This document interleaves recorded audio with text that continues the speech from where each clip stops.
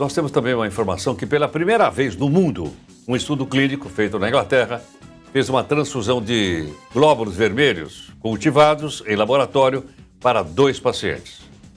Essa transfusão de sangue produzida em laboratório, logicamente, tem um impacto muito grande na opinião pública das pessoas.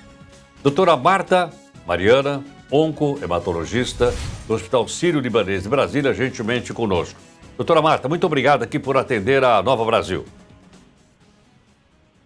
Oi, Heródoto, obrigada. Eu que agradeço o convite por falar sobre essa novidade tão empolgante, né? Doutora Marta, o que significa isso na questão do avanço da medicina, hein, doutora? Então, quando a gente fala de transfusão de sangue, todo mundo lembra, todo mundo sabe que nós temos aquele tipo ABO, né?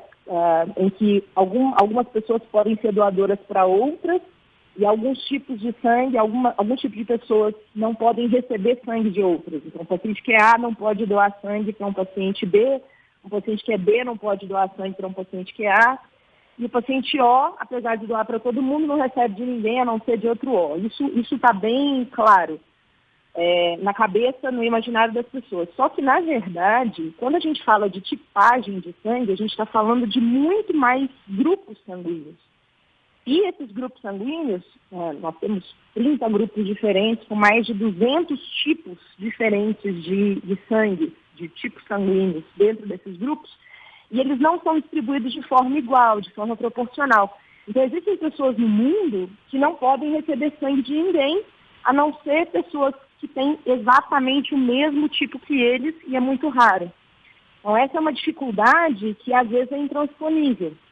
O tipo sanguíneo que melhor se enquadra nesse exemplo é o tipo Bombay, que o pessoal chama de sangue dourado. Ele só pode receber sangue de um outro Bombay. E existem pouquíssimas famílias que têm sangue Bombay no mundo. Então, quando essa pessoa precisa de sangue, a gente não tem o que fazer. A ideia é tentar expandir a quantidade de sangue Bombay, por exemplo, no mundo, a partir de um único doador, fazendo essa expansão no laboratório. Então, eu vou ser capaz de oferecer sangue para qualquer paciente que precise de sangue, quando essa técnica já estiver amplamente disponível. Doutora Marta, quer dizer que além daqueles 4 grupos sanguíneos que a gente aprendeu na escola, né? Que a gente não esquece mais, o A, o B, a B e o O, como você acabou de explicar, existem mais 30 tipos? 30 para falar por baixo, e recentemente foi notificado o último disso. Já tem mais um que a gente ainda está descobrindo, com subgrupos, né? O antígeno RH, por exemplo, que é o segundo que todo mundo conhece, positivo e o negativo. Na verdade, quando a gente fala positivo, é o D positivo. Tem o C, o E, o C pequeno, o E pequeno, CW e mais, acho que uns 20 diferentes só no grupo RH. Então, fazer essa comparação, esse match, é complicado, especificamente para algumas pessoas e algumas famílias. Interessantíssimo. Agora, doutora Marta, quer dizer que então esses glóbulos vermelhos cultivados em laboratório, ele poderia então ser... Ele seria o doador universal? Existe essa técnica também, que também está sendo estudada, tá? De fazer em laboratório um sangue que seja realmente universal, em que eu desligue todos os antígenos que causam incompatibilidade de sangue, e aí eu produza um sangue que possa ser transfundido para qualquer pessoa. Na técnica que acabou de ser divulgada, né, pelos ingleses ontem, a ideia não é essa.